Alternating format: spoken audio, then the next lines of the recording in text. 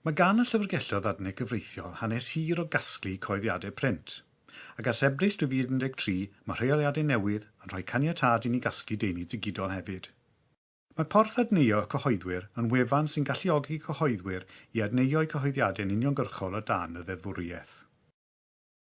Mae'r porth wedi ei anelu at helpu cyhoeddwyr bychain a maint canolig i adneuo cyhoeddiadau newydd. Y fantes i gyhoeddwyr yw y bydd un copi adneu o gyhoeddiad yn cael ei rannu'n ddiogel i'r 6 llyfrgell adnau gyfreithiol.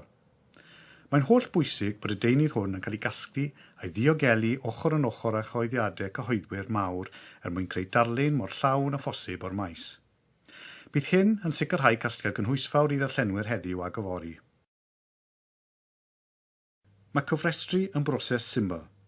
Mae'n rhaid i bob cyhoeddwr lanw ffurflen gan roi ychydig fanylion am ei hunain.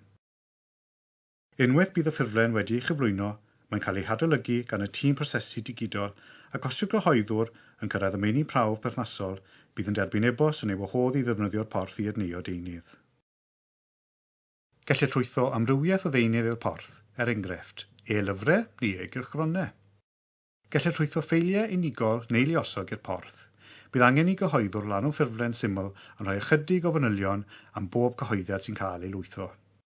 Y wybodaeth sylfaenol sydd ei hangen yw teitl, enw'r cyhoeddwr, man cyhoeddi ac yn y blaen. Mae'r tîm prosesu digidol yn adolygu pob cyhoeddiad. Mae'r cyhoeddiadau wedyn yn cael eu llwytho i system llyfrgell digidol y Llyfrgell Brydeinig.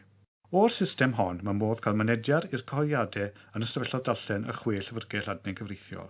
Mae'r llyfrgelloedd yn sicrhau diogelwch y deunydd trwy gyfyngu mynediad i'r porth i staff awdurdodedig yn unig a thrwy weithredu rheolaeth lem ar ddarllenwyr yn yr ystafelloedd darllen. Gall cyhoeddwyr cyfrestru mwyn llwytho ei deunydd drwy fynd i'r cyfeiriad gwe canlynol.